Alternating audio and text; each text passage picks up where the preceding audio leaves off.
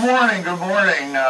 We're here on a Saturday to do a couple more shows of California Kaleidoscope. I'm your host, Tony Genovese, and the weather has gotten very fallish outside. We had a few days of 100-degree heat, and now we're getting back to our fall weather, which personally I love better, because then we have some real seasons in Southern California. Today is, wearing the old high school letterman's jacket here of mine. We're going to a great car show that the city of Glendale puts on every year, and it's totally free, and I was able to shoot some still photographs of a lot of the cars and goings on over there, and we're going to be going to that in just a few minutes. But a frequent guest of my show, Ricky, was supposed to be with me today, but she's feeling a little under the weather because she just got out of the hospital with some vascular surgery, and so she's on the mend, and I know I wish her well, and I'm sure everybody who watches the show wishes that she gets well soon. Everything's fine, there's nothing to worry about. But after she had some vascular surgery, she managed to get a couple of toes while she was in the hospital, and we're still trying to figure out what happened there. But the toes are a little more sore than the area that they worked on, and but she's on the mend, so she's having this morning off. And a little bit of other things I'm going to cover in the show, kind of current events and news, because my roll-in is only going to be about 13 minutes, and usually I have a guest on the show, and since I'm doing it solo today, I'm going to have to kind of be a little more wordy on some of the things I wanted to cover. But I guess the real topic of the news for the last week locally was unfortunately that terrible Metrolink train accident. Was just probably only about 2 minutes away from the studio here. A lot of people lost their lives, a lot of people got hurt. That was a real shame because I'm a proponent of Metrolink and commuting and carpools. As a native Los Angelino, I've had a chance to check out the subway system and the Metrolink to get places. And while I don't use that to commute to work, I do use it on the weekends to go to places that I want to have a little fun at. And I just hope it doesn't scare a lot of people off using mass transit. Really, mass transit's the way to go. And with the way gas prices are all killing us, I think more and more people are going to end up riding on mass transit. So don't be afraid about it. Go on it, enjoy it. That was sort of a freak accident. So get out there and do your part using mass transit. It really is lovely. You can sit on the train. The trains are gorgeous. They're clean. You can relax. Many years ago, I was a school bus driver for the Los Angeles Unified School District, and as a person who was stuck hours a day at his job driving a school bus in LA traffic, riding on those subways and commuter rail is really the way to go. You can get a lot of things done, and it really lowers your stress level. So if anybody's got any hypertension or stuff like that, it's really a real good tonic to kind of eliminate that. And of course, the other big thing in the news is the stock market problems with the banking system and subprime loans. The government assistance situation has just been passed, and we can only hope that that helps all the people in need. But if anybody has been watching that side of our economy like I have for the last 10 or 15 years, you'll really realize that this really was the end result of a lot of below prime and 115% loan to people for their homes, and there were certain parts of the representative government that wanted to get everybody into a house, whether they could afford it or not, and that was going on for about 15 years, and you can only do that so far, and then there's going to be a problem. So I can only hope that people, are able to kind of work their way out of that problem, and doesn't hurt folks that are able to pay their bills on time and keep their credit rating up, because everybody knows you need credit nowadays in today's modern society.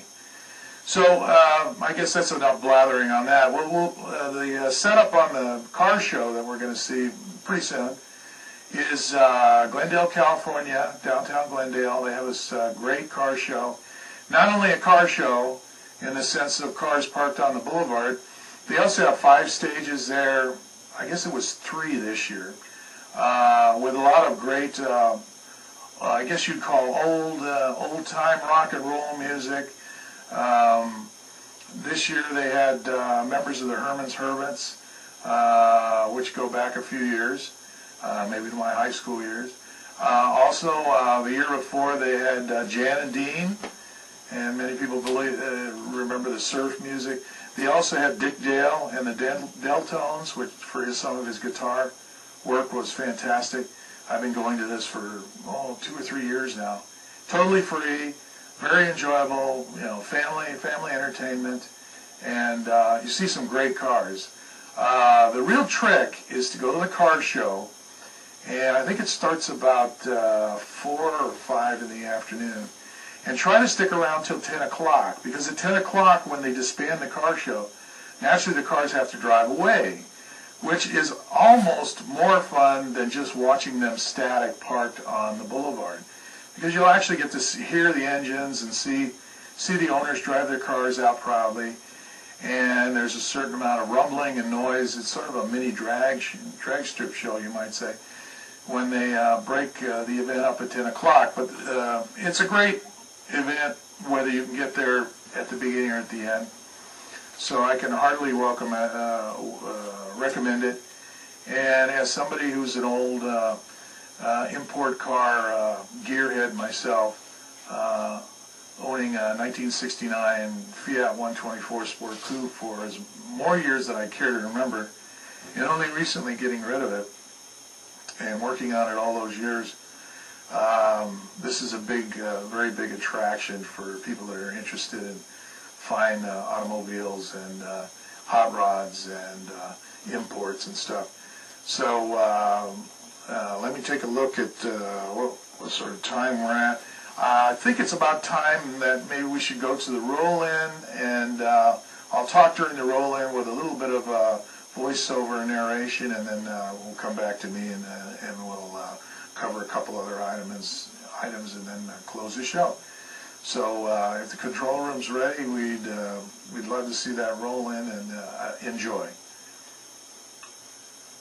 Well, there's yours truly at the car show, wearing my outlandish car show shirt. There's all kinds of custom cars there. This is a Studebaker van that a guy had chopped up into something that looked like it was from outer space.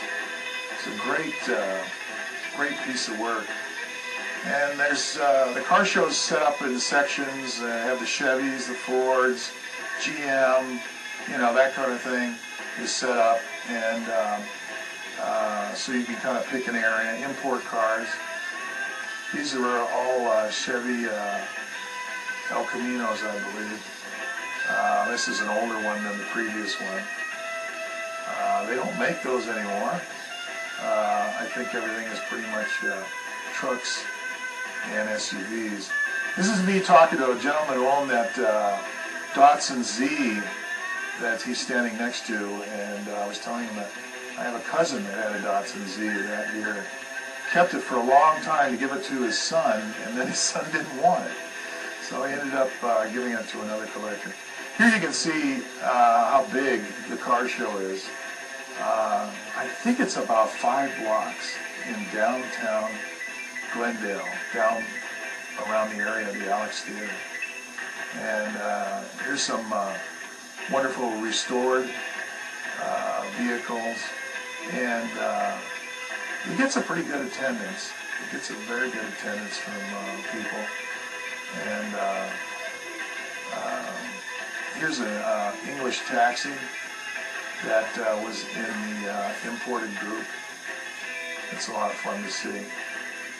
If anybody's into different makes and models of cars, you really get a kick out of going there and seeing what they have on display. It's a wonder to see how much money people put into their cars to restore them. Then some people bring their cars in, like this little car. This is a Japanese, I think it's a Datsun, a very, very early Datsun. It also looks like a clown car, but very, very small engine. But people bring in their cars. They don't have to be, showroom cars or collectible cars. This is a Nash of that era that someone has restored to, you might say, new quality. And here's your Camaros and such. You can get a little idea of the crowd that comes to this thing. It really gets a good crowd, and it's a lot of fun to go there and go down memory lane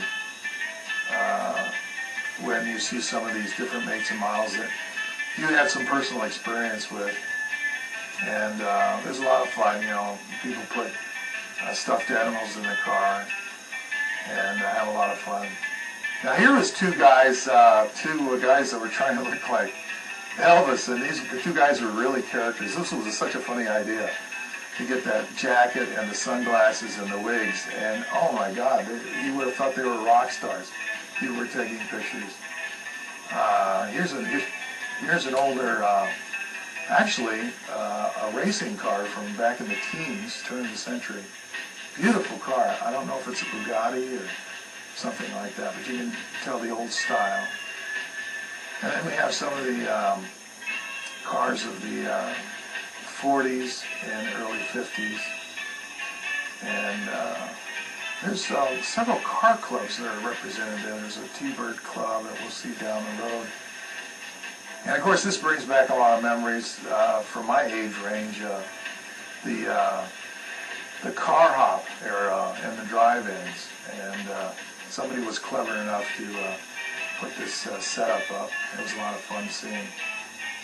And you can see it, even the motors are just painted, and you can eat off of them. They're just gorgeous. The way they restore them to the nth degree. And they're just wonderful. And this is a Mercedes Roadster that somebody put on exhibit. And needless to say, it has that Mercedes beauty. So, I'm a fan of grill work. So this is a very old Ford truck. It has this very interesting oval grill. And of course, with grill work and radiators come radiator caps.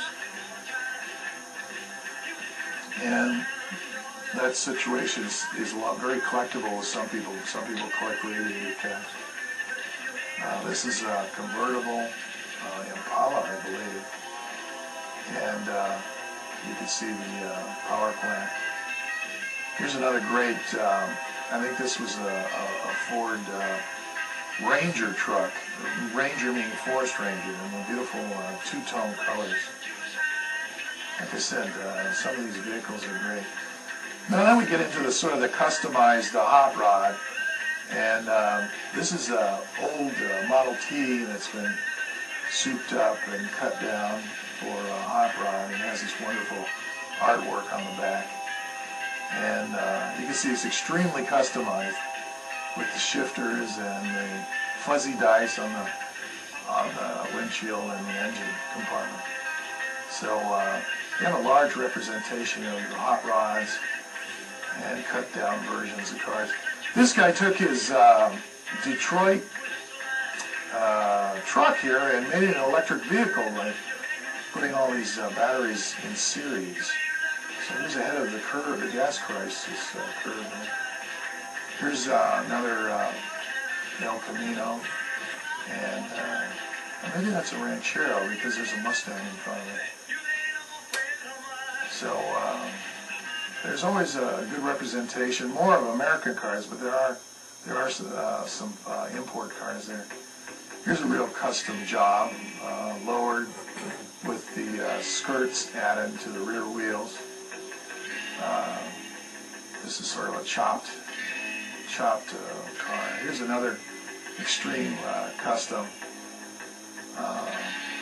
which looks wonderful because the lines are just so enjoyable, and looks like a little bomb right there, ready to go. Now this car here, I stood in front of it because it was an old gangster car of the 30s.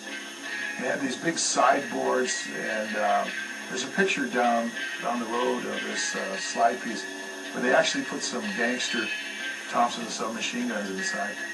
You can see Rolls Royce right next to this Baja Bug, Surfing Baja Bug, and another couple of VW Beetles right next to it. So here's the Surf Beetle. A lot of fun when you see stuff like this. People really get into the whole customizing thing and make their cars what they want. Here's that gangster car with the two simulated Thompson gangster submachine guns in the seats. I thought that was kind of a fun motif. Certain people do that. And here's a Chevy Nova, early Chevy Nova convertible, which was very rare. This is probably mid 60s. So this is a Pantera. This is one of the imports. And I used to work with a guy who owned one of these things, and he used to take it to Las Vegas and said that was the only time he could get out of third gear was on the road to Vegas because it was such a fast car. Here's one of the original Minis. There's a lot of new Minis out now that are remakes or updated versions, but this guy has one of the original early 60 Minis. And they're very similar to what you see on the road today. I believe that's a Cougar, Mercury Cougar, which was one of the cars I was eyeing when I was going to buy a vehicle just out of high school. They were very expensive in those days. Now here's another kind of a fun artwork on this guy's truck. The artwork really speaks for itself. Very whimsical. Now this is a T-Bird, and again we have the car hop situation, except it has Bob's Big Boy on there, which if any of us are native Southern Californians, they know Bob's Big Boy was a big car club meeting place. Here's another one of the speed hot rods, a tremendous engine in it, and a blower on top of it, so this thing's really got some horsepower. And then on the other end of the scale, we have the state of California telling people to get in electric vehicles. So I don't know how much these cost, but those probably a good idea with the gas prices now. Here we're back to another car club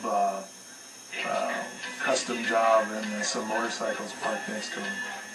And this guy had a lot of fun with this vehicle. On his antenna, he has the shrunken head on his antenna, and I looked inside, and he had all kinds of fun things on the gear shift and accessories. It had quite a theme to it, so it was a lot of fun.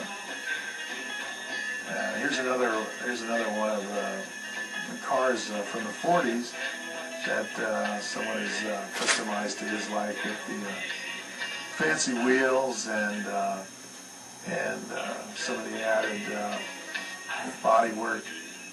This group here was well represented, the T-Bird Club, and my dad was always interested in T-Birds. He never owned one, but he really loved them, and they were there.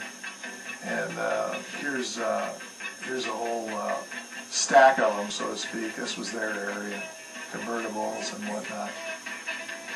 And of course, you know, T-Bird had the mystique. And this was actually a 50s Lincoln.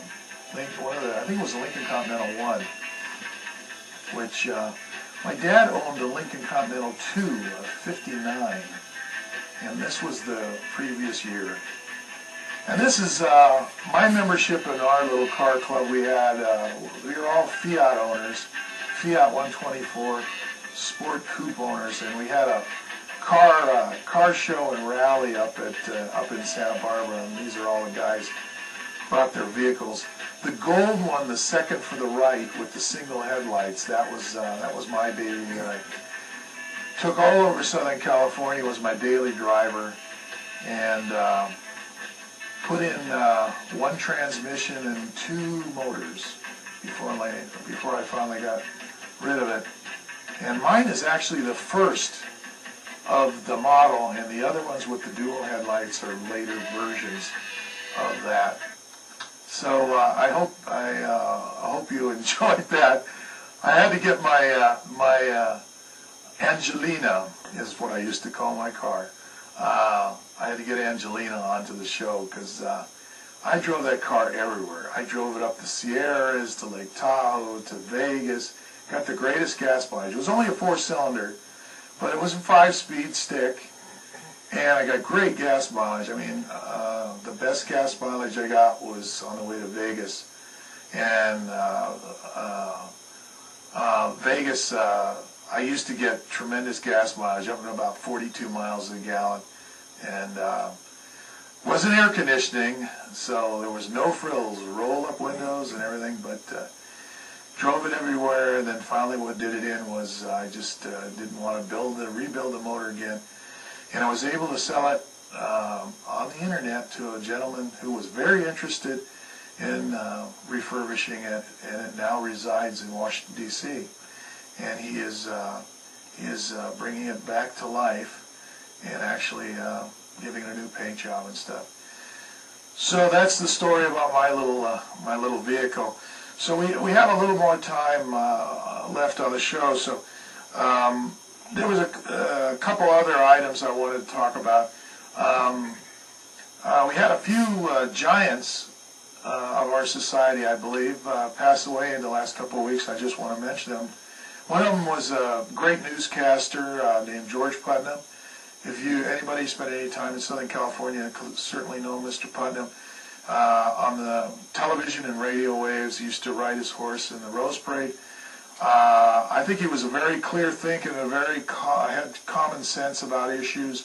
Some people thought he was a little too conservative for his like, but I got a chance to actually meet him in person when he was having a live show. They used to film down at KTLA Channel 5. It used to be called Talkback. And anyway, his passing was the last couple of weeks, and I don't think we're going to see anybody like him. I don't think anybody can fill his shoes, but I think people like that we need today to kind of give us a little common sense. The other one was a giant of the cinema. Paul Newman passed away from a long bout with cancer. He passed away on his farm in Connecticut. And from everything I read, he was a wonderful man. If you really want to see a wonderful later role that he played, it was in the film called Message in a Bottle, based on the bestseller. A little shameless plug.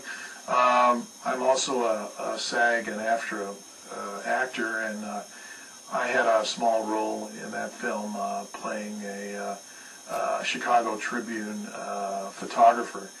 So while I didn't get a chance to meet Mr. Newman, I met Mr. Kevin Costner, who's the star of the film, and Paul Newman played his dad in it.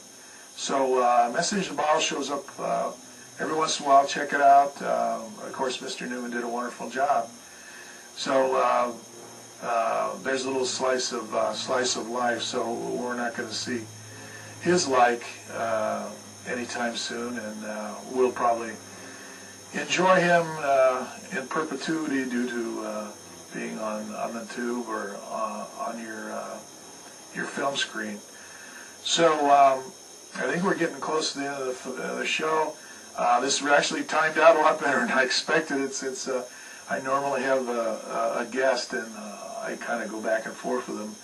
So this has really been a lot of fun. I hope everybody enjoyed the car show, and so this has been myself, Tony Genovese, California Kaleidoscope, and we have a little saying: keep your eye out for California Kaleidoscope here, because out in the Southern California area, we're going to be looking for you. So thanks for watching, and tune in, and you can contact me through the email on the end credits if you want to be on the show.